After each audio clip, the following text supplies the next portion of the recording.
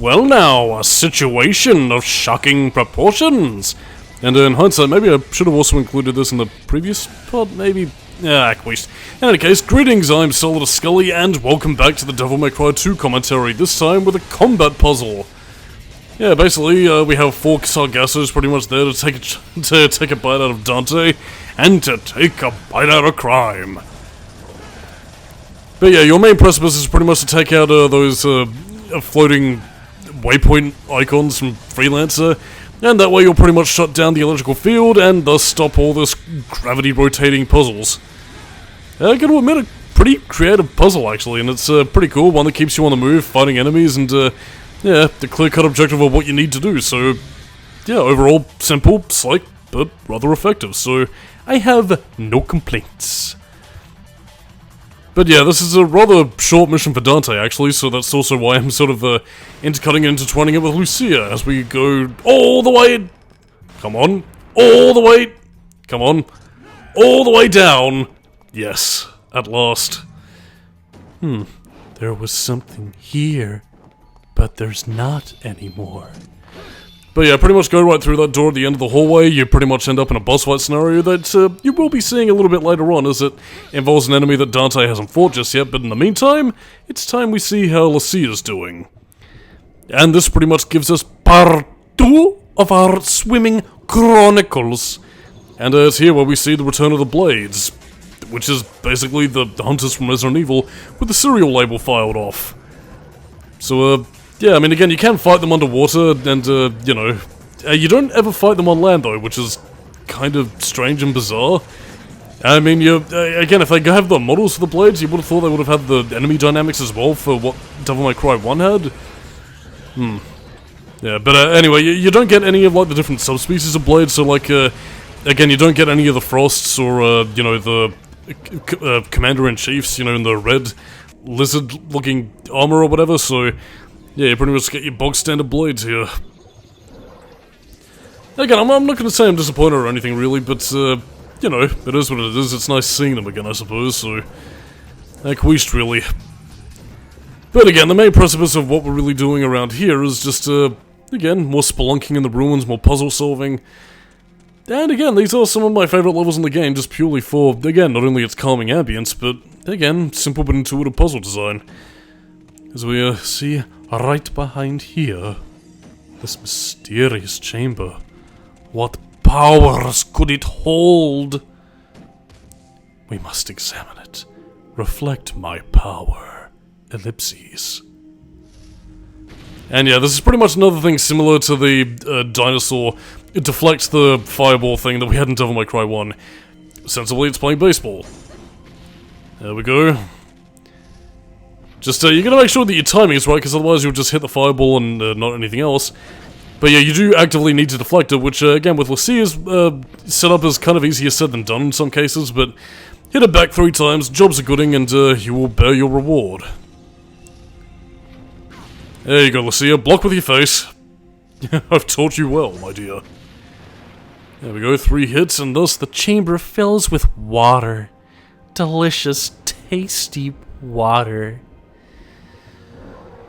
But yeah, in any case, so, we do still have a few chambers left to go, so I suppose while we're busy spelunking the ruins, I might as well get into a bit more trivia.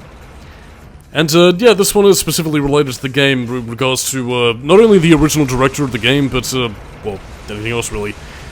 Yeah, the original director of Devil May Cry 2, the one who was pretty much responsible, I'd say, for a majority of, you know, the decisions that this game took compared to both the first game and where the series would go later on, is still unknown to this day.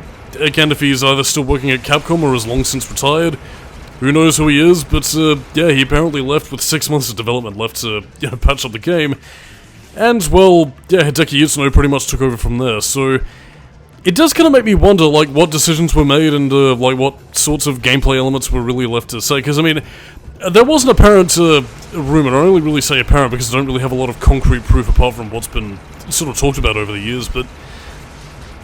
yeah, like, apparently all that was really left was, like, a few incomplete stinger animations and, like, a few bits and pieces here and there, and that's really all that was left of the original game, so to me it's curious as to like, who takes credit for who and the what now? As in, like, you know, what final things that made it into the game is credit to the original director, and what's for Itsuno himself. Like, again, was like the trickster dodging abilities his idea? Yeah. Again, it's curious, but again, it is interesting, and I suppose to kind of close out this little epithet as I have it right now, yeah, basically, Hideki Itsuno's one request for Capcom is that in exchange for getting the game ready in 6 months and pretty much taking the heat for Devil May Cry 2's failure, he demanded that he work on a sequel to the game, both as a means of apologizing to the fans, but also ensuring that he wouldn't be scapegoated for Devil May Cry 2's failure, which, again, Capcom agreed, likely because they probably had no other choice and no other socket to really take the blame for the game's failure, and yeah, that's pretty much how we got Devil May Cry 2. I mean, Devil May Cry 3, sorry. But, I mean, yeah, it's a good thing that Itsuno did make that promise, because, I mean, while DMC2 did sell well on the back of, you know, the first game's massive success, I don't think it would have been guaranteed without Itsuno's, you know, gambit, so to speak, that, you know, we would have gotten a third game in the series, and, well, that's the successful franchise that it is now. Well, I mean, I say successful... Actually, you know what, it is true, it is successful, it's just that we don't really see that many games in the franchise, which is odd, because you would have thought that given how successful it was, Capcom would have been gung-ho in a sort of Mega Man style, greenlight all the spin-offs, everything, sort of thing, kind of like they are with Resident Evil. Yeah, but then again, I suppose, you know, probably more recent game development trends of sequels taking, like, up to about 5 fucking years to come out in recent years has probably put the kibosh on a lot of that ideas, and I suppose even in that case, just nothing really to say at that point. Again, I mean, it is weird to think of Devil May Cry in this sort of aspect, but I mean, as a franchise, you know, as a complete package, it does definitely have a lot more hits than misses, but by that same token, it's also not quite the, well, successful juggernaut that I suppose Capcom really wants it to be in terms of doing Street Fighter or Resident Evil numbers of sales, or, you know, universal levels of popularity, because I mean, even in Resident Evil's case, like, even games like, you know, 5 and 6 or whatever, you know, games that are at least divisive in their main incarnations, you know, they do still pull in, you know, people, fans, and people who enjoy them, because of how, well, appealing and universal those games really are. And again, Devil May Cry, I would say, is like a similar sort of thing, but again, it just makes me curious that, again, when you have games that well, again, I'm not even talking specifically ones that, you know, are reviled in the case of, like, you know, the reboot or Devil May Cry 2, you even have ones like 4 that, I suppose, at least the fans would call middling, but from a general audience perspective are considered as good. So it just kind of leaves me scratching my head wondering, well, how well does it really need to do in order to greenlight a sequel that you know does really well with a lot of people, and whatever. I'm just not really too sure. I guess maybe it might be whoever's working on it at the time, or whether or not executives in the business department see it as worth greenlighting.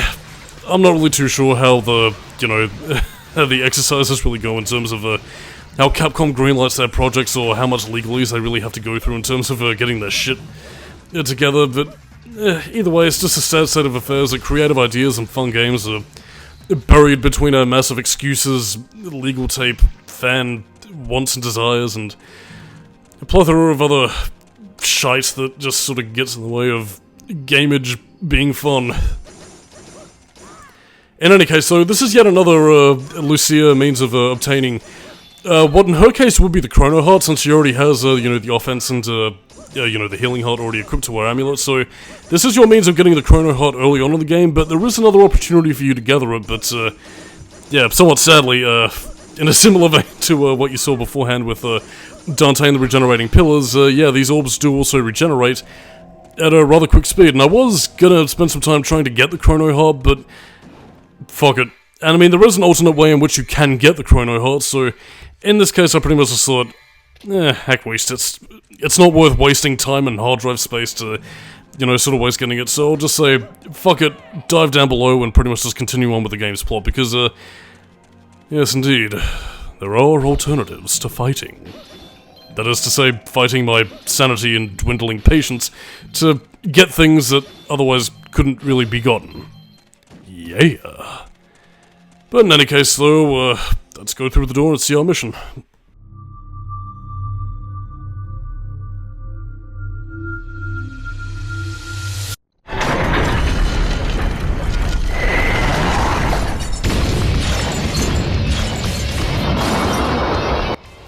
Oh, dearie me, the Plutonian. Very much, well, sequel enemy towards, well, the Tartarusian.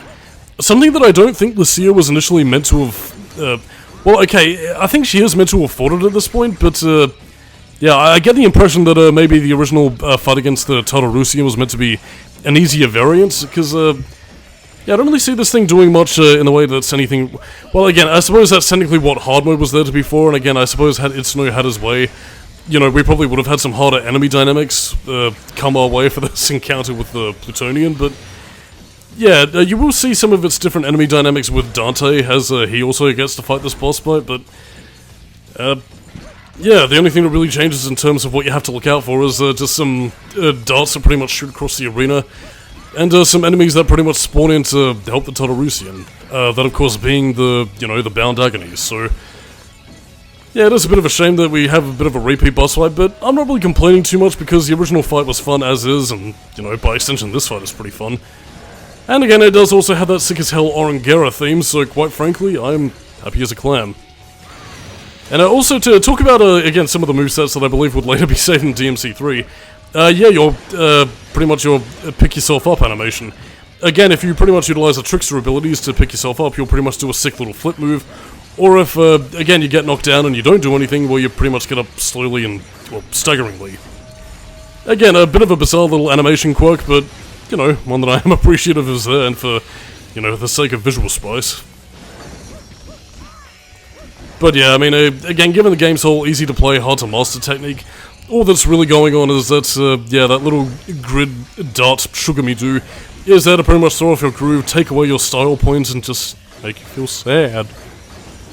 But alas, we return in kind to the Plutonian with death. Blurg, down I go.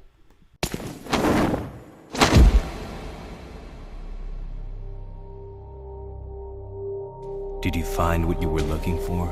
Yes. Now we can stop Arius's ambition. Whatever. But... actually...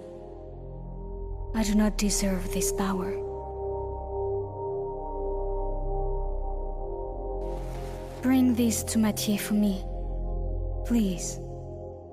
I've got something that I need to take care of.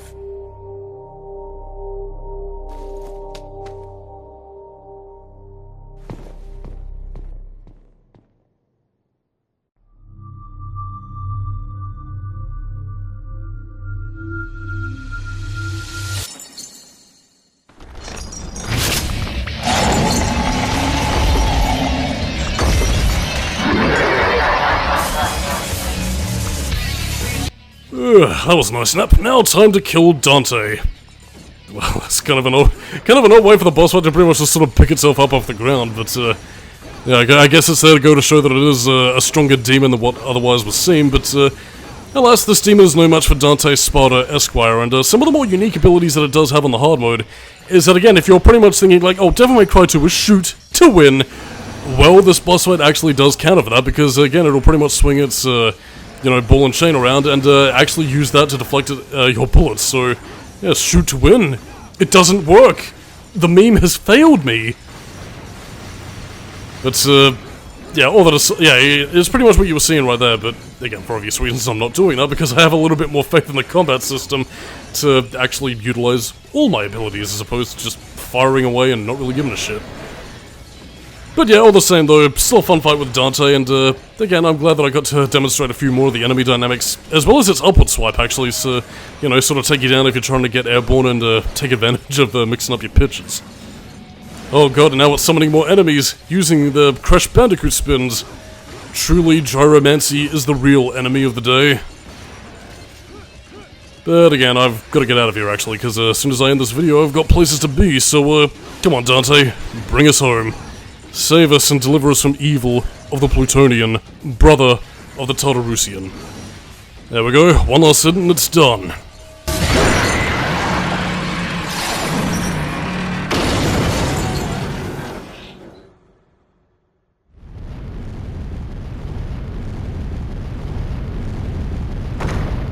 So, delicious. So on that note, I'm Solidus-Skully, keep it new metal, and next time on the Devil May Cry 2 commentary, well, we're gonna get a little bit more angst with Lucia. Catch you next time.